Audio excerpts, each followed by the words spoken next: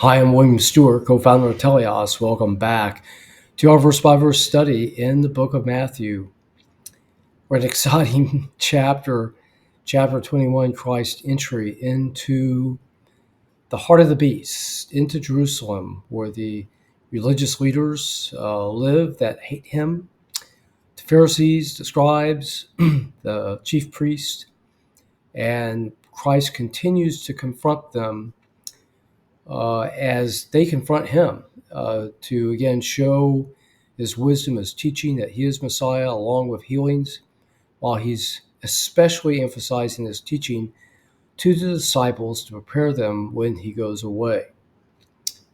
This last week of his life before his death, and of course, 3 days later will be his glorious resurrection, by which, through our belief, by faith alone, in that death and resurrection, we access eternal life. Okay, Pharisees, well, I should say that chief priests and the elders come and confront him. This is verse 23 of Matthew 21. And they ask him, by what authority do you do these things? Otherwise, do you do your miracles? And Christ says, I will ask you one thing. If you tell me, I will tell you by what authority I do these things. So the chief priests and the elders here are the sort of the leading citizens of the Jewish community, and may not hold an official title inside the temple hierarchy. The chief priest would be the chief priest itself, maybe, and the chief priest over various functions inside the temple. So they, I think, were trying to have a gotcha question. Basically, if Christ answers, well, I do this on my own authority to avoid any persecution, then they would say you're heretical. You're going against the law. So they could potentially arrest him and put him to death.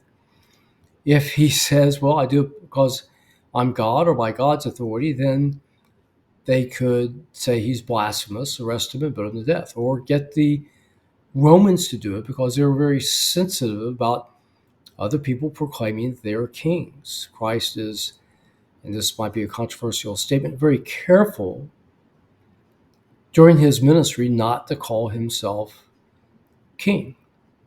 So he would be free to minister, I think, and the Romans would not be jealous.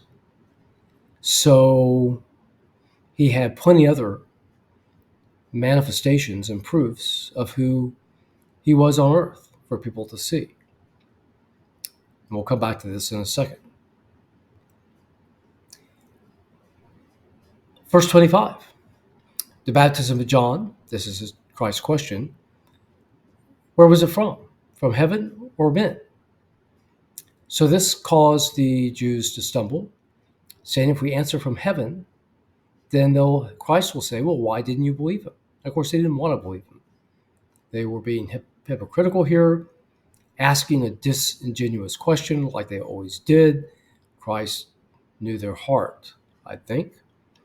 But if we say of men, we fear the people, for they hold John as a prophet. And of course, they held Christ in high regard at this point as well. And they really were fearing what the people were saying at this point. Now, they won't for long, and we'll come to this. And Christ answered them and said, or they answered, we cannot tell. And Christ said to them, neither tell I you by what authority I do these things. So why wouldn't he answer them? Well, he knew their heart. It was a gotcha question. It wasn't genuine.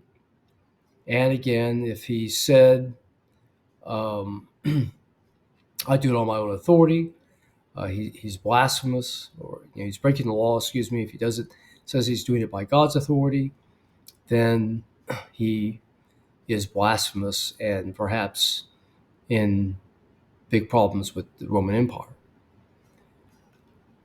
He didn't have to tell him.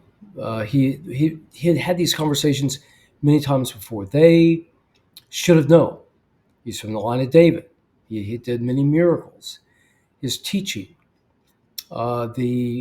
His sermons, particularly John 5, John 8, saying, I do what I do, I say what I say by what God has given me. I have in myself the power to judge. I have in myself the power to choose who is saved. And I do what the Father tells me. I come from the Father over and over and over again. He calls himself the Son of Man, the representative man from the book of Daniel. So he makes it pretty clear, like with Nicodemus in John 3, the upper room discourse with Thomas and Philip of who he is. He is also called Son of God and God by others. He doesn't deny it. And of course, he admits that it's true finally when he's on trial later on this week. But at that point, he's on trial anyway. Okay, so what do we have here today? We have some Jewish leaders coming, trying to catch him. And the question, Christ turns it back on them, silences them, as is typical, and they're outfoxed by Christ, and they go away. Okay, we'll continue with the start of two parables next time. Glad you were here today, and I hope you'll join me then.